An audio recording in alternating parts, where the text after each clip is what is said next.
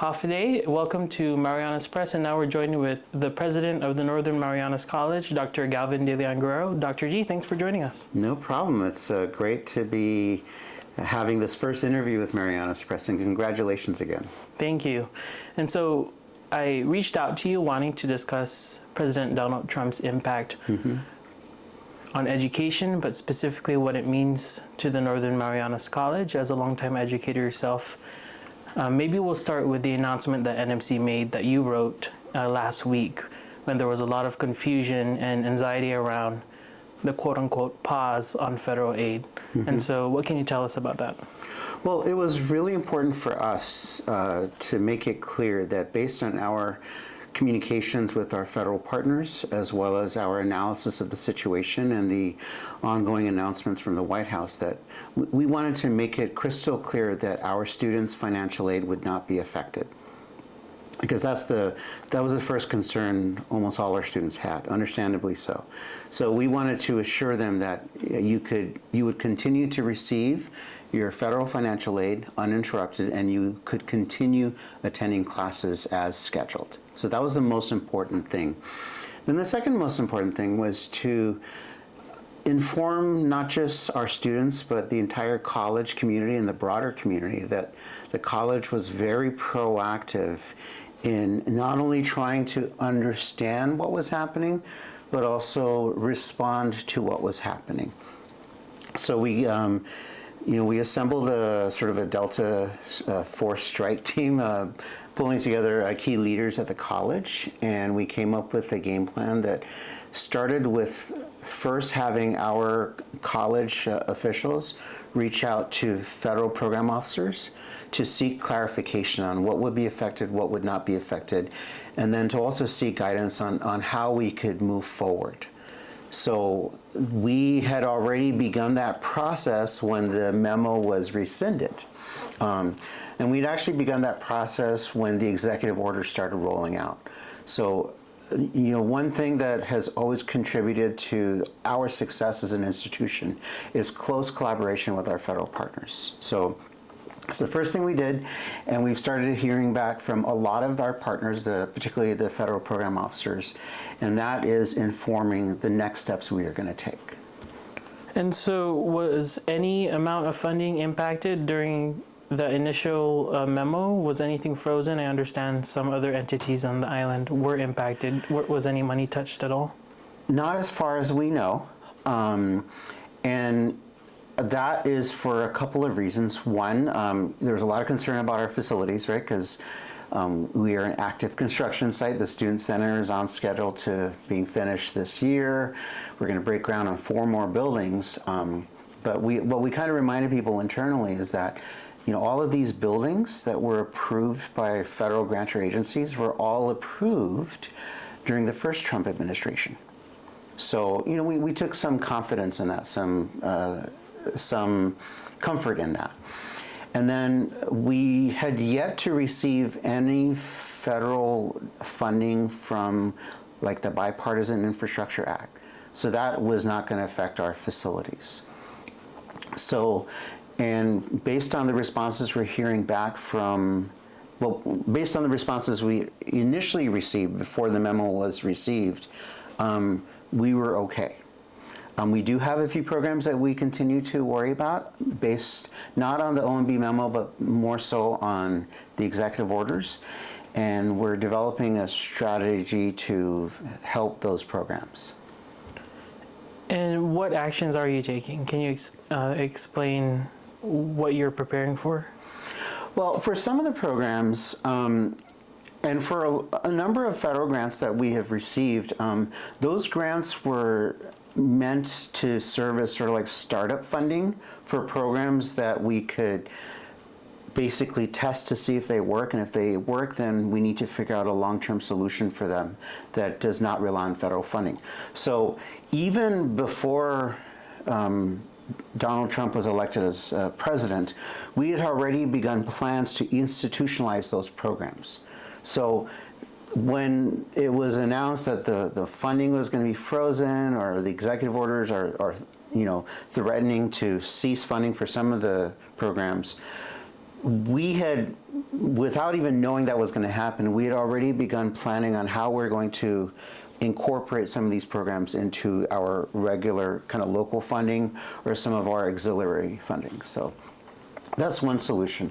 The second solution is something we've always done at the college. We've always focused all our efforts really on workforce development and economic development, regardless of who's president. And both workforce development and economic development align with the goals of the Trump administration, including, for example, there's been support from incoming Secretary of Education McMahon for funding non-degree workforce development programs. So, for example, right now we have the broadband boot camp going on, right? And we have several programs like that we run through our Community Development Institute, which is going to be called Center for Training and Innovation real soon.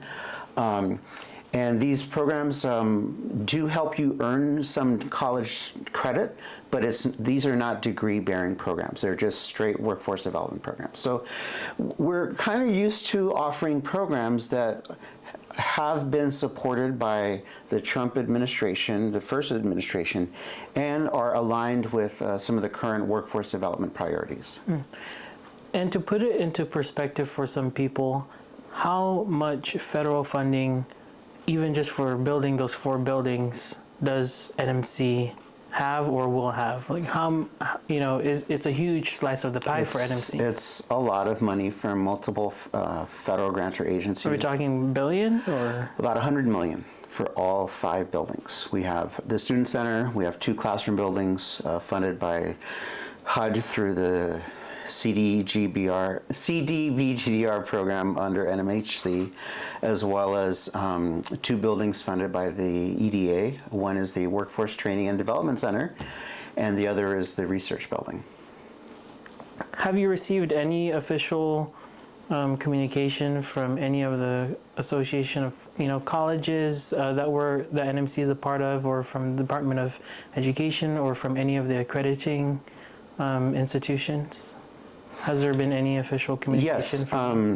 Again, our key to success at the college is a proven track record of working closely, not just with local and regional partners, but our national and federal partners. So we've been in close contact with the Association of Community College Trustees, the American Association of Community Colleges, the U.S. Department of Education, of course, and some of our contacts there, but also APAHI, the Asian Pacific Americans in Higher Education, as well as like a lot of other associations like the Association of Public Land Universities, land-grant institutions. So I don't want to go through the laundry list, but we have been keeping in close touch with them and getting some ideas, some policy guidance, and some suggestions about how to move ahead. But more importantly, what we've gotten from all these associations is really top-notch analysis of what these executive orders and what the memo mean. And having that insight has helped inform our ground game. All right. I wanted to shift to a different topic, but wanted to open the floor on the federal funding issue. Anything else you'd like to mention on that front? For now, I think we're going to be okay. Federal funds account for a pretty large chunk of our budget, our entire budget, and so I'm confident that we'll be okay. And if some federal funds are cut off, then that's what we do here in the islands. We always figure out a way, right, with what little we have. All right, I wanted to talk now about diversity, equity, and inclusion. Where do we start? Maybe we'll start with how you define it. When we're talking about DEI, what does that mean to you, and how does it play out here at NMC? I'll be honest, one of the things I found really interesting when I would attend some national conferences, and there'd be a lot of focus on promoting cultural diversity, ensuring equity, and ensuring inclusion as well as access, was the drive for a lot of institutions to achieve cultural diversity. and to ensure that services are provided to marginalized groups, because that has just always been who we are as an institution since day one. It's, cultural diversity is in our DNA. It's baked into who we are as an institution.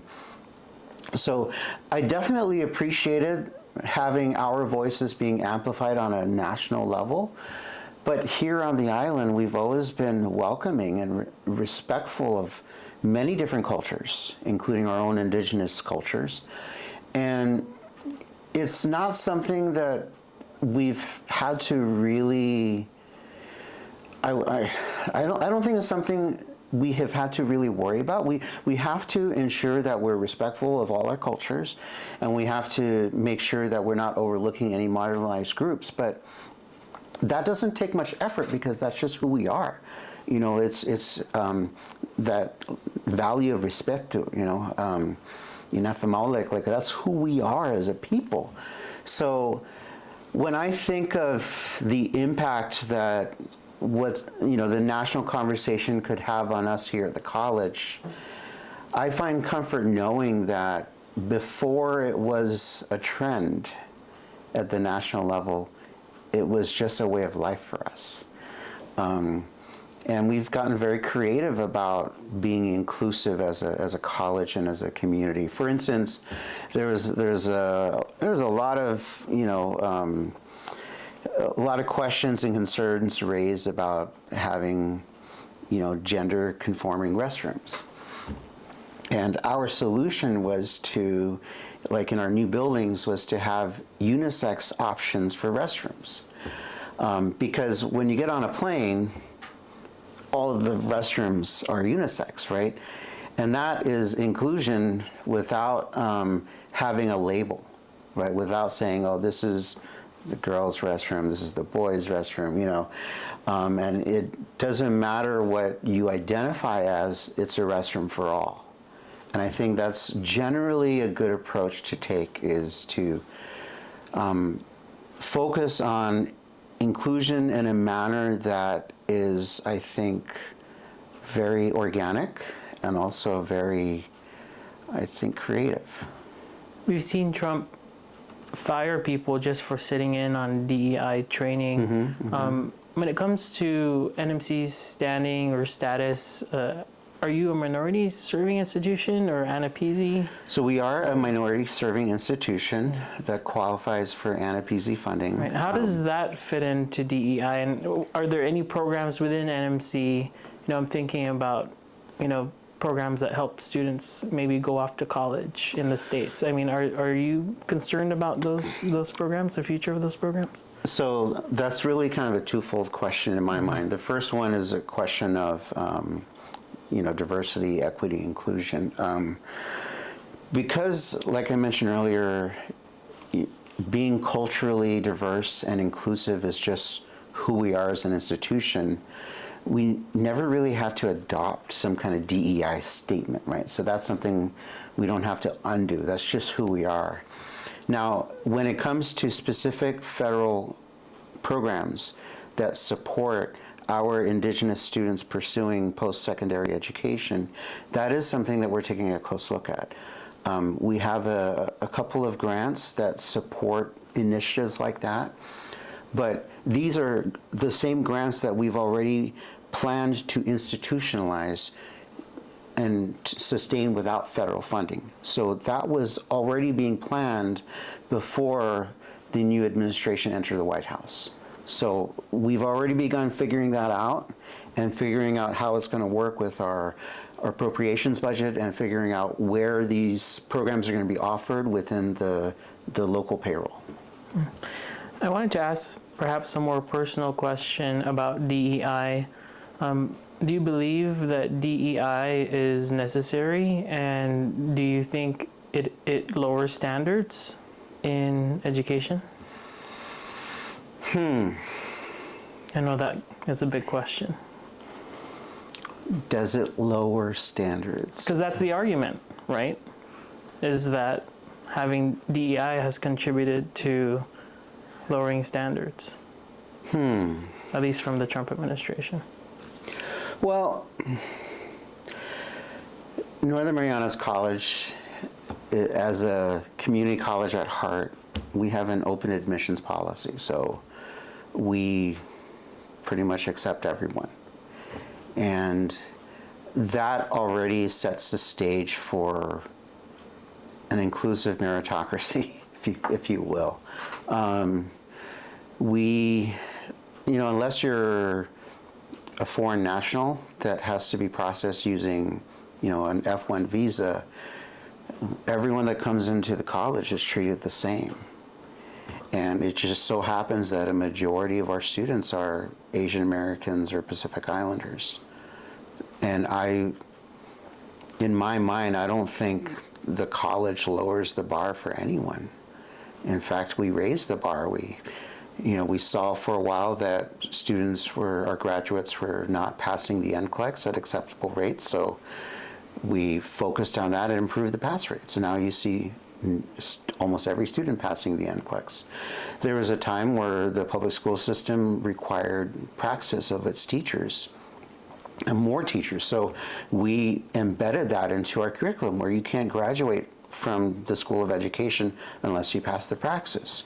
So, and then with our School of Business, we offer a very rigorous capstone assessment that requires them to basically put together a business plan that they present to actual business owners and business leaders, and it's rated on a pretty standardized scale that is helping us earn program level accreditation for the School of Business. So time and time again, rather than lowering the bar at the college, we've raised the bar, and that is because in my mind, and to kind of go back to your original question, in my mind, true cultural diversity and true inclusion requires that we challenge everybody to do better, so that it's not just about the Chamorros doing better, it's not just about the Carolinians doing better or the Filipinos doing better, it's about everyone doing better. And there's a recent national study that revealed that reading performance has plummeted across the nation. So in my mind, it's incumbent upon higher education to challenge our students and our community to do better, regardless of who you are or where you come from. All right, thank you so much. Anything else you'd like to add on the subject? Yeah, I think, these are turbulent times.